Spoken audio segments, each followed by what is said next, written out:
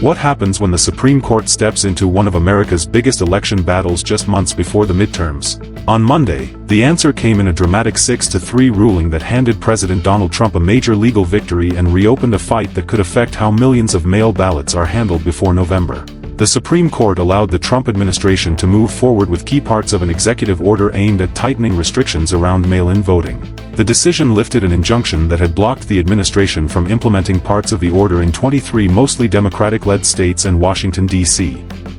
But before anyone calls this case finished, there's a major twist. The Supreme Court did not rule that Trump's executive order is ultimately legal. The underlying constitutional battle is still very much alive. So what exactly is at stake?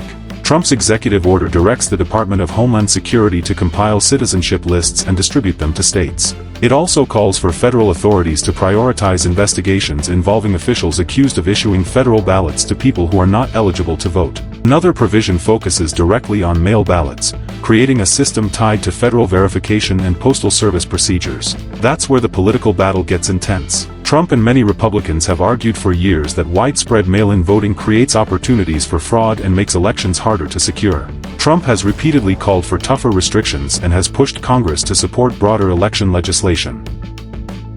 Critics, however, argue that major restrictions could make voting more difficult for people who depend on absentee and mail ballots, including military voters, elderly Americans, people with disabilities and those living far from polling places. And here's the detail that makes this ruling especially important. The court's decision is not necessarily the final green light for every part of the administration's plan.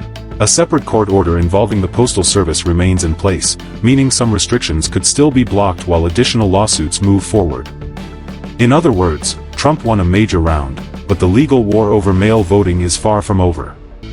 The Supreme Court's unsigned decision focused heavily on a legal question about whether the states challenging the administration had demonstrated the kind of concrete harm required to justify blocking certain federal actions. The majority concluded that some directives were internal instructions to federal agencies rather than direct requirements imposed on the states. That distinction became crucial.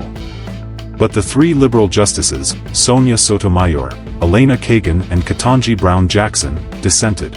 Jackson warned that the executive order could fundamentally change the balance of power between federal agencies and the states that traditionally administer elections. The disagreement highlights a much bigger constitutional question.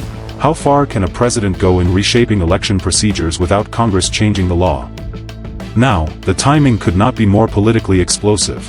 The November midterm elections will determine control of Congress, and election rules are already under intense scrutiny across the country. State election officials are facing tight deadlines, while courts continue to consider challenges that could change what is actually implemented before voters cast their ballots. There's also another recent Supreme Court decision worth remembering. In June, the court upheld a Mississippi law allowing certain mail ballots postmarked by Election Day to be counted after Election Day, rejecting a separate challenge to that practice. That means the court's recent mail voting decisions are not moving in just one simple direction. Instead, different cases are raising different legal questions about federal authority, state authority, and when a ballot legally counts. For Trump, Monday's ruling is clearly a political and legal victory. It gives his administration more room to pursue an agenda that has been central to his arguments about election security. For Democratic leaders and voting rights advocates, it is a warning that the rules governing the 2026 midterms could still shift as lawsuits continue. And that may be the biggest takeaway. This Supreme Court decision did not end the battle over mail-in voting. It accelerated it. More court challenges are possible, implementation remains uncertain in some areas, and election officials now face enormous pressure as November gets closer. The real question is whether the courts will settle these disputes before the midterms, or whether Americans will head into one of the most important elections in years with the rules still being fought over in real time. If you found this update helpful, don't forget to like the video, subscribe to Prime Wire, and turn on notifications so you never miss the latest news. Thanks for watching.